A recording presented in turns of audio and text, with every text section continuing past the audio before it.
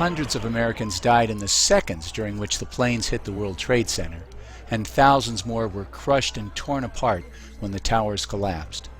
This included hundreds of heroic firemen, the fear showing in their faces, who went in anyway to try to rescue their fellow citizens. We should be outraged by this terrible loss from this terrible crime, and we need to demand justice. If we don't see to it that the guilty parties are punished, we're inviting them to kill us next time. So we have to demand justice. But we have to be careful. You can't just believe everything you hear. In fact, President Bush himself has very rightly warned us. Let us never tolerate outrageous conspiracy theories concerning the attacks of September the 11th. Malicious lies that attempt to shift the blame away from the terrorists themselves, away from the guilty.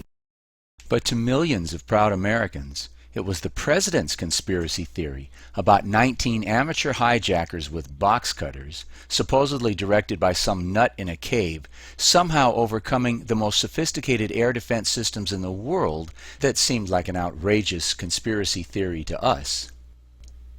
As early as the next day, September 12th, millions, literally millions of Americans thought that the idea that the Pentagon had been hit showed that this was an inside job. We were supposed to believe that a hijacked, slow-moving 757 could penetrate Pentagon airspace, could penetrate missile defenses, could penetrate defenses designed to stop supersonic jet fighters and bombers, and could do it 50 minutes after everyone in the country knew we were under attack. Pretty outrageous. The following day, September 12th, we were asked to believe a more detailed and more ridiculous story, that the plane that flew into Pentagon airspace then made a 240-degree turn around the building, exposing the plane's long and broad side to attack from ground defenses, all without a shot being fired. On September 12th, we were told that if the plane had not made this incredible turn, if it had just headed straight into the Pentagon, it would have crashed into the most high-level, top-secret area of the Pentagon. It would have crashed into the offices of Donald Rumsfeld and all the top brass. But instead of flying straight ahead, it made this ridiculous turn so that it crashed into an area that had been under construction for weeks before, into an area that had been specially reinforced during those weeks to make it more able to withstand just such an attack. And it crashed into an area that, because of the construction, was mostly empty and only contained people who had been judged by the killers as deserving death. Let's say that again. If 9/11 was an inside job, the people who were present at the Pentagon and who had been assigned to work in this very special area had been very specifically selected for death. And then we had to sit and watch as in the next week, Richard Myers, the man in charge of North American air defenses that day, the single individual most responsible for the disaster, instead of being court-martialed and shot, was instead promoted to chairman of the Joint Chiefs of Staff. Outrageous. Simply outrageous.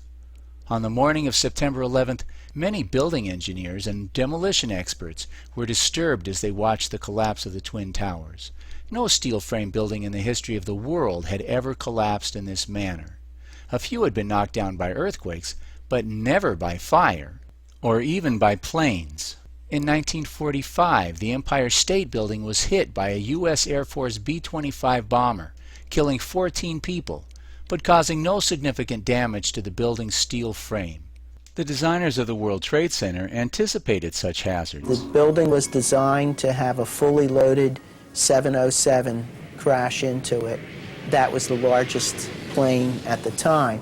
I believe that the building probably could sustain multiple impacts of jetliners because this structure is like the mosquito netting on your screen door, this intense grid, and the jet plane is just a pencil puncturing that screen netting.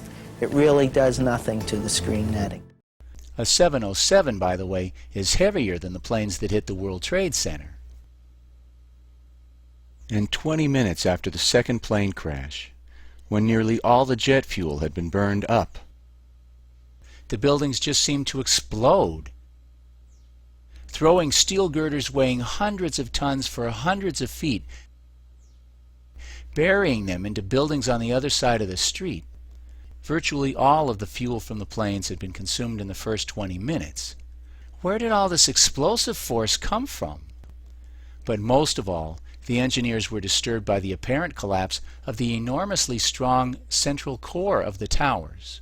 An indestructible rectangle of 47 box beam columns made with 4-inch thick steel at the base, tied together with a tight net of more steel girders and trusses, making up the backbone of the World Trade Center.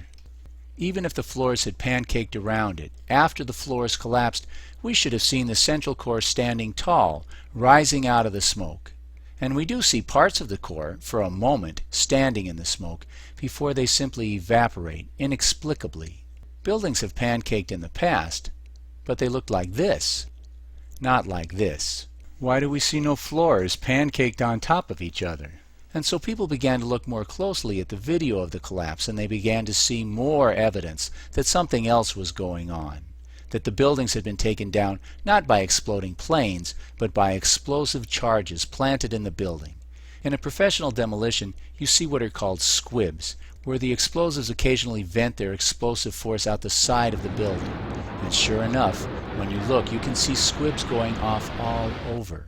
The specialized explosive used by professionals to demolish a steel frame is called thermate. It is placed in key locations and melts large steel joints in an instant, which is precisely what we see here. Look closely at this photograph. This is one of the box girders of the central core. Look at it. It's been clearly melted. Although jet fuel does not create anything near the heat necessary to melt steel, the physicists and engineers began to find evidence of large amounts of molten steel pouring out of the side of the building, pouring down into the basement, creating incredible temperatures, 1100 degrees at the top of the rubble pile 6 weeks later. Out still on the rubble, it's still, I believe, 1100 degrees. The guy's boots just melt within a few hours. And turning up months later as huge chunks of iron and concrete slag. And slowly, other information began to come out, information that proved dramatically and indisputably the true nature of the conspiracy behind this horrible crime. We learned that at 5 o'clock in the afternoon, Building 7, a 42-story glass and steel structure located across the street from the World Trade Center, collapsed. It was not hit by any planes at all. It appeared to have suffered only minor damage, but nevertheless it simply fell down in what is clearly and classically a controlled demolition. But you ain't heard nothing yet. Larry Silverstein, the leaseholder of the World Trade Center, accidentally told PBS that he had the building demolished.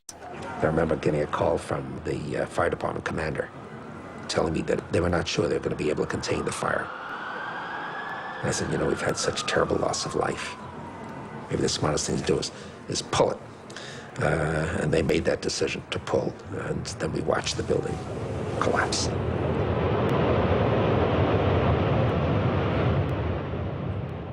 Outrageous. Simply outrageous. It takes months of preparation and planning to do a controlled demolition like this one. They had to have put these charges in place before September 11th.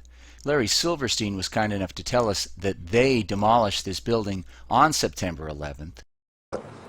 And they made that decision to pull, and then we watched the building. But who was they?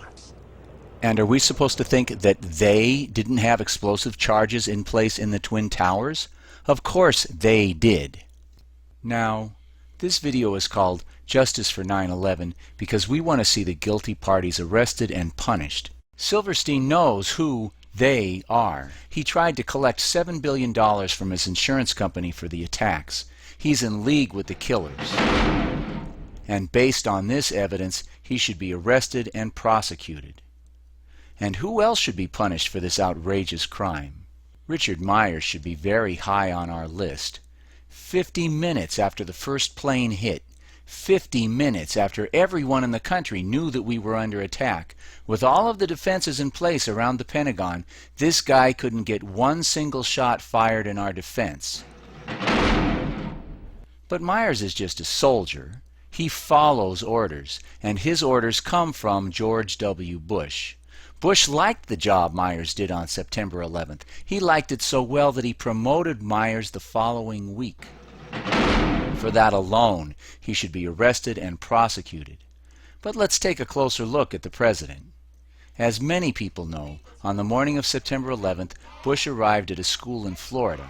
However, you may not know that Bush has said, Well, first of all, when we walked in the classroom, I had seen this plane fly into the first building. There was a TV set on, and What? What did he just say? well, first of all, when we walked in the classroom, I had seen this plane fly into the first building. There was a TV set on, and No TV channel showed the first plane flying into the building. If Bush saw the first plane crash that morning, it was on a closed circuit from a secret government source. That by itself, having cameras in place for a live shot of the first plane hitting the Twin Towers, suggests that Bush and his people knew in advance that the attacks were coming. But we're just getting started. well, first of all, when we walked in the classroom, I had seen this plane fly into the first building. There was a TV set on, and I thought it was pilot error. Bush and everyone else in the world knew that the World Trade Center was a terrorist target. It had been bombed before in 1993. FEMA showed the towers as a target on the cover of their 1997 study on terrorism. The Justice Department showed the towers as a target on the cover of their manual distributed to local police in the year 2000. For 2 years, the Pentagon had been running drills in which the towers and the Pentagon were targets of hijacked planes. And on August 6th, 36 days before the September 11th attacks, Bush was given a briefing from a CIA memo on the threat of terrorist attacks. I believe the title was Bin Laden Determined to Attack Inside the United States.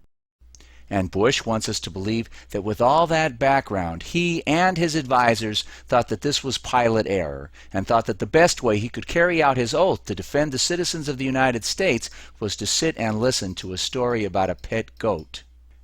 After the second plane struck, Bush's chief of staff walked in and told him that the country was under attack. And Bush continued to sit there as his people begged for rescue. If you believe his story, this shows the grossest criminal negligence for which he and his entire staff should be arrested and prosecuted. Secretary Rice also pleaded innocent by reason of stupidity. And I said no one could have imagined them taking a plane, slamming it into the Pentagon, I'm paraphrasing now, into the World Trade Center, using planes as a missile. But she and President Bush are clearly lying. Let's present this one point again. As late as June 2001, 3 months before the attacks, the Pentagon conducted drills in which they pretended that hijacked airliners were being crashed into the World Trade Center and the Pentagon. They knew. And the fact that they are trying to pass off such weak and obvious lies shows that they are part of a criminal conspiracy. They want us to think that they were asleep mentally. But you see, it doesn't matter if they were asleep. I mean, suppose the attacks had been at 3 a.m., when Bush and Rice actually were asleep. What then? Is that all terrorists have to do, is wait for these guys to go to sleep? You see, the U.S. has the world's biggest, most advanced, and most expensive defense systems. There are procedures that are followed, whether our leaders are asleep or awake. 24 hours a day, 7 days a week, 365 days a year, there are high-speed jet fighters fired up and sitting on the runway waiting for an attack, waiting for a plane to diverge from its flight plan and start heading where it doesn't belong. This happens about 100 times a year, that these planes have to take off and catch somebody who's wandered into the wrong place. These standard procedures should have stopped the attacks on the World Trade Center. And the planes at Andrews Air Force Base would have taken 8 seconds to reach the Pentagon. Again, they didn't need orders from the President or the National Security Advisor to do it. The destruction in New York and at the Pentagon did not occur because someone failed to order jets to intercept and shoot down the hijackers. Someone gave an order not to shoot, or else no doubt there would have been shots fired. The question is, who gave the order? And just as Silverstein accidentally told PBS that they had explosives in place in Building 7.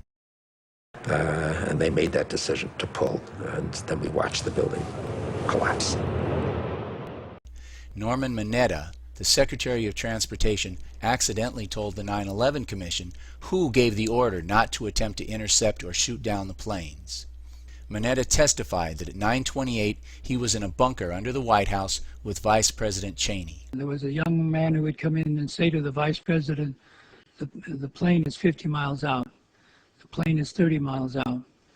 And when it got down to the plane is 10 miles out,